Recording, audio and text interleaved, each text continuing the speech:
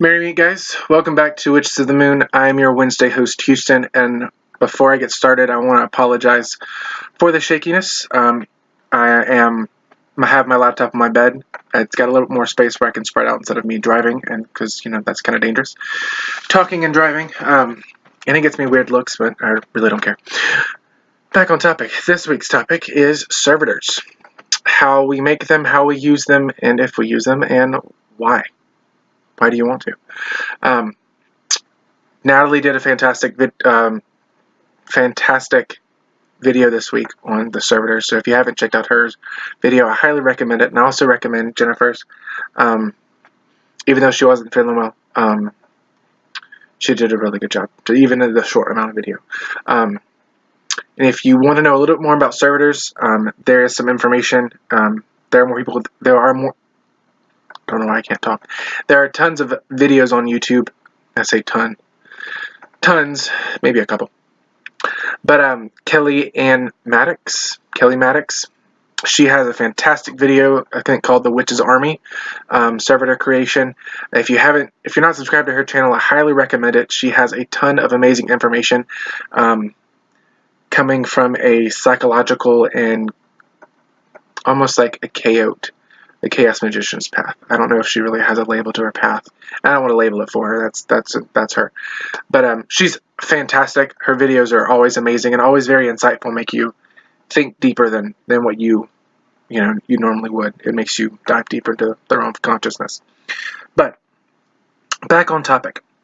So Natalie gave you the definition of what a servitor is. A servitor, I'll just rehash it, is a thought form or energetic being created by you on the astral plane for a particular purpose or reason. It can be to help you with particular spell work. Like if you need help amping up your energy for a spell work, you could visualize the Energizer and create the Energizer Bunny. When you're doing spell work, he basically bounces around you and gives you a ton of energy, so you have the energy to do the spell work. If you are suffering from a fatigue syndrome that makes you really tired, like depression, or any other mental illnesses that aren't coming in. I suffer with depression, so I understand. And also with Crohn's, it has fatigue as one of the symptoms. So I can understand being low energy. So you can create something. It does take a lot of energy to create it, but in the long run, if you create it using a sigil or an image or something like that, all you have to do is look at it, and it comes in. Think of it, and it comes to you. So, like I said, it's basically an energy, a thought form entity that you create for a particular purpose. I just gave you one of the reasons, or one of the purposes right there. I wanted to explain how I do it, because I do it a couple different ways. I do use servitors in my path. They're a lot of fun. You can experiment with them while you want. Just make sure, if you're going to experiment and do anything like that, make sure you keep detailed notes on like what you did, how you created it. If you're very artistic, draw them so you can see who they were, give them names. That's a very important part of a servitor, is to give it a name. Because if you don't give it a name, then it's basically your energy. You didn't really detach it from yourself, so it can do its job. It's basically still clung to you. So, with that being said, if you watch my pop culture witchcraft video, which I think was my choose a topic for last season, I talked about how I used the jackdaw. And basically how I used him was I created a servitor and attached to him. I created a servitor in his image, the image in the movie, not just the cute little guy, but in his image to ward off nightmares and protect me while I sleep. Because at that time in my life, I was hounded by nightmares and fear at nighttime. And it worked fantastic. Now there's nothing connected to him because I don't need him at this point in time. That's kind of what I associate with him with. At the time, I think right now it's still associated with protection and spirit connection, things like that. But it's beside the point. But how I did it is I did a full-blown ritual. At least I think I did. I'm trying to remember. I know I was back in college dorm, so it was a long time ago. If I remember correctly, it was full-blown ritual, but it was minimalistic because I was in the dorm. we weren't supposed to have candles and incense, but I still snuck in candles.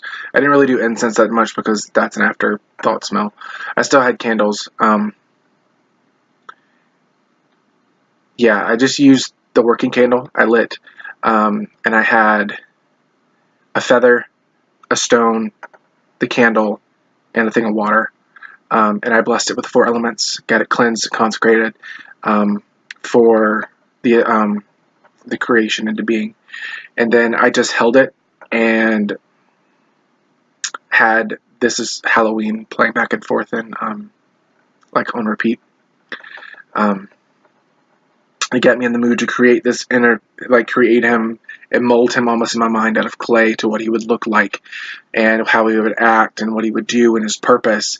And I attached it with my, I used the energy drawn into my hands and I attached it to the doll. So when I would have the doll by my bedside or when I was, sleeping with the doll, it was activated. And then of course I opened circle and ta-da, it was there. And as how I kept the servitor alive for that period amount of time is by thinking about him, by thinking about it or him while I was going to sleep or holding him or, giving him my personal energy. I didn't leave out offerings, which you could.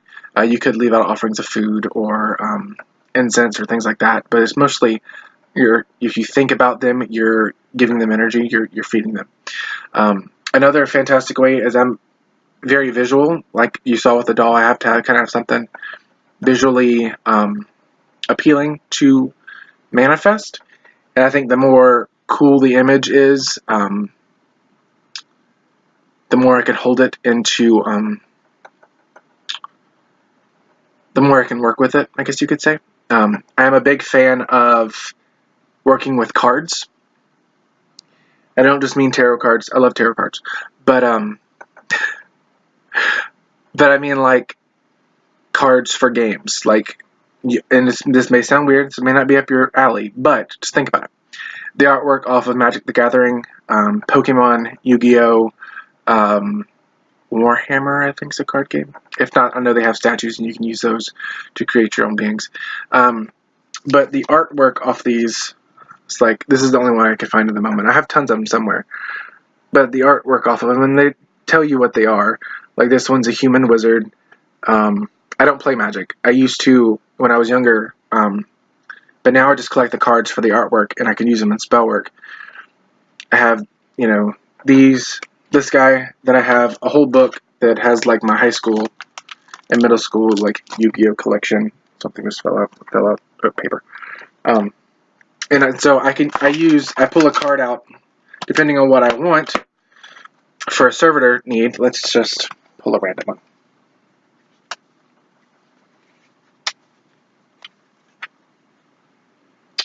Okay, so random Yu-Gi-Oh card. Okay, Tactical Espionage Specialist. So for something like this card, if I wanted to use it, think about it. What would I use it for? Is a Tactical Espionage Specialist. I would use him to basically go out and get information from a person, another witch, a location that I'm trying to divine. He may help with noises. He may help with my remote viewing abilities and be able to, go to that area and show me and tell me what's all up in that area or what's going on with that particular person, why I haven't heard from them, So I would bring the card that I want into sacred space, and I would basically breathe life into it.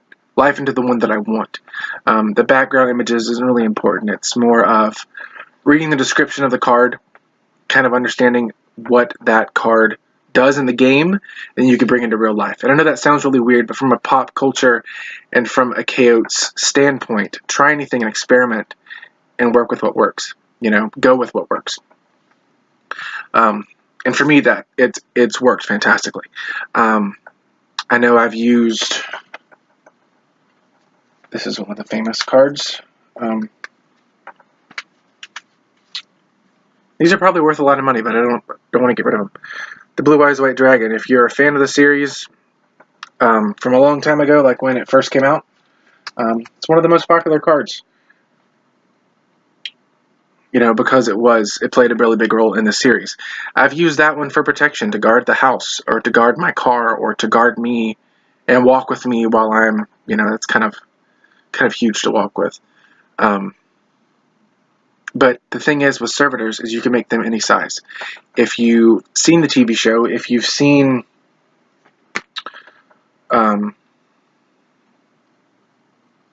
how the game, or how you think the game would be played, if you're talking about a game, you can imagine them to be that huge size. Like the Blue Eyes White Dragon is, it's huge in the anime series. Like, I mean, size-wise, it's huge. But you can make it small to where it sits on your shoulder or flies above your head, so where it's like, a pet dragon. It's not like 2 stories tall, but maybe 6 foot tall or 7 foot tall, and it's just flying above you to protect you. That's one thing I've done with Servitors as well. It's a protection spell while on the move, but it's usually, I don't usually carry the card with me at that time. I usually connect that energy to a particular stone, like a sodalite that reminds me of the Blue Eyes White Dragon, or a white howlite, or a blue howlite. So that's one thing that I do. I know, like I said, I'm a very visual person, so I do like to draw. I have and I do pull off a lot of anime and anime references in my magic. It works for me.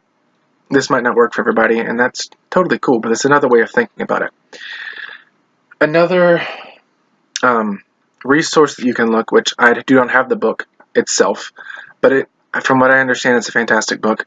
It's from the Gallery of Magic, and it's by Damian Blake. I could be wrong. I had one of his books that I could easily get to. It's called Magical Servitors. Natalie put that website, the Gallery of Magic, in her description box, so go check that out and check out the book. It's only like $11. It's all their books are stupid simple. And I mean stupid simple. Because I have hold on. I have one over here. Give me a second.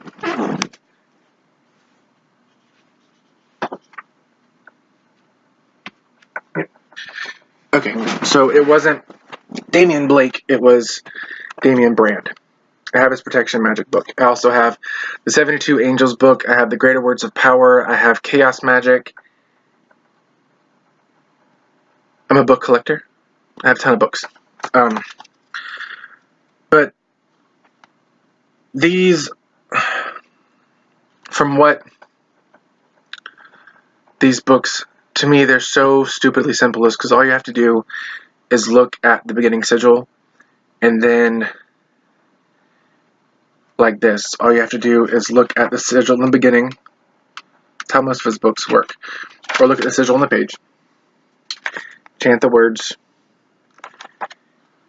Make sure you have the pronunciations down. And then, boom, you're done. Boom, it's done. So that's basically it. I don't know if that's how his servitor is the same. I don't know if that's the same thing or if that's the same way. I know in the Chaos Magic book they talk about Olympian spirits, and he has sigils for each Olympian spirit that he has in there, and that is set up that way. They have sigils, and you call on them. You call on them, and you invoke them within a ritual setting, and you ask for their aid in something, and that's another way. It's a whole other thing. But he has another book called Magical Servitors. It's only, I don't think these books are even over, I think they're like $11. They're not expensive on Amazon. They're super cheap, and they're about this size. They're all about this size. So it's about 100 pages, roughly. There could be more, but they're usually not. They're usually very small, condensed information, but very powerful. So I do recommend you check that book out. Something, if you're a very visual person like me and like anime, cartoons, or whatever, and want to use that imagery in your craft, I do recommend that you print out pictures of what you want to use and have them before you, so you can get every detail, so you can understand how the creator of that monster or animal or person how they wanted it to be portrayed in the show. That will definitely influence how you should use it in Magic, in my opinion. Like, one of the things that have been really helpful for me, and I know this may sound very, very childish, but it works really well for me. And I apologize for the glitter, but it's the Pokemon Deluxe Handbook, because it has every one you can think of from all the generations of Pokemon. It has all of them in here. I think they're in alphabetical order. Yeah. So it tells you what generation they're from, and it tells you, their characteristics. It tells you their size. It tells you what they're good at. Things like that. So you can base them off of images off them, and then when you find them, like if you find one in here that you want to know more about, of course, Google it. Get a couple images so you know how to visualize it in your mind and create it. Then bring it to life. You can bring it to life and solidify it in an object, or you can bring it to life and leave it in the astral plane. A lot of these I like to have in card setting, so they're kind of in a ritual setting where they don't, when I take it out and cleanse it, that's when I cut the tie with the servitor. So let me actually walk you through like what I would do with the espionage expert. So what I would do is I would cleanse the card. I'd be careful with water when you cleanse in the cards if you do elemental cleansing. Just a good smoke cleanse, like from incense or Palo Santo or sage or whatever. That'll get any residue off. I don't recommend salt either, because that'll deteriorate the card. Same thing with water. I'll also fire, of course, it's paper. Don't get it close to flame. But cleanse it with smoke. It's the best way to do it. You can do smoke, sound, clapping it, have it in one hand, clap it a couple times.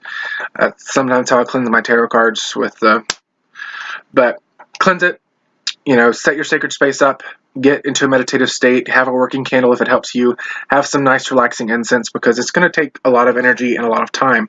So you want something that relaxes you to help you to keep your stamina up during the ritual process. So I would have my working candle and an incense and have the card set out before me, either like on a stand like I have, or against my crystal ball. And I would have it right here looking at it, and I would visualize the person on the card coming to life in my mind. Visualize him walking off the card, coming to life, and trying to visualize every detail as much as possible. The more detailed you can get your servitor, the more energy you're putting into it. So try to get as much detail as you can into your servitor.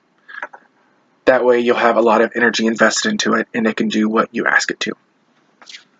And from there, I would give it its purpose, like in its mind, kind of like plugging your thoughts into his, like giving, or a better way to explain it is like programming a robot, or programming your computer, or programming a mechanical device to do something specifically. Like to help with my divination practice. For my clairvoyant practice would be something for him. Or to help me gain information. Help me to gain information on people who are sending me negative energy. That'll be one thing. So I would plug that into his mind. That would be the intent, and I would make sure that he has that and he understands that that's what he needs to do.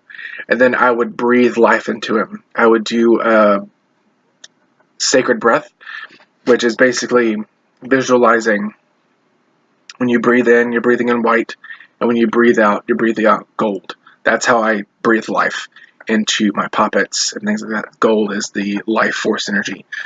At least from what I understand from Reiki, that's the golden color is the life force energy. So I breathe out gold onto the card 3 times to represent life, and he is brought to life. And I will have conversation back and forth with him. Make sure I give him a name and make sure he knows what he needs to do, and then I'll send him out on his task. and this card won't leave my altar until the task is done. So, after I tell him his task and he goes, I will, of course, close circle, blow out my candles, have the incense going, but leave the card on my altar, and maybe an amplification stone, like a quartz, on top of the card, so he gets a little bit more energy. And you can, instead of feeding the energy to the card, you can give it to the crystal, which then again will give it to the servitor. Another idea. So what happens when the task is done? What happens when he does what he needs to do and you no longer need him? So from then, I would go back into circle, go back into my sacred space, light my working candle. Again with the noises. Light my working candle, get some incense, bring up his image in my mind. Thank him for what he did, because even though it is a thought form, you do want to pay your respects because he did help you with something, or it did help you with something. Pay your respects, and what I do, very simply, is visualize the cord, energetic cord from this card to the astral being that I created. And I'll take my athame, and I'll imbue the athame with a little bit of energy to sever the bond, and I will sever, so the card's right here, so I'll sever the bond 3 times. So say I give him breath 3 times, I sever it 3 times, and that cuts the cord. And from then I would sage and smudge the area, smudge myself in the thought form. I wouldn't think about it. Because I think what a lot of people do when they create servitors and they want to get rid of them, one thing they forget is when you're done with a servitor, you need to forget about it. You don't need to keep thinking of it, because thinking of it's going to continue feeding it energy. Continue feeding it energy, not you energy. Don't know if I said that right. So, that's how I create servitors. From a pop culture, the wind. Very jumpy today. Sorry. I met with a friend of mine, and we went into a coffee shop. Instead of buying tea like I should have, I bought coffee. So I'm just super jittery. So if you have any questions, if you think I didn't explain something right, or you're confused on how I explained it, please let me know in the comment section, and I will definitely get back to you and comment. So I hope you guys have a great rest of your week, and until next week, many blessings.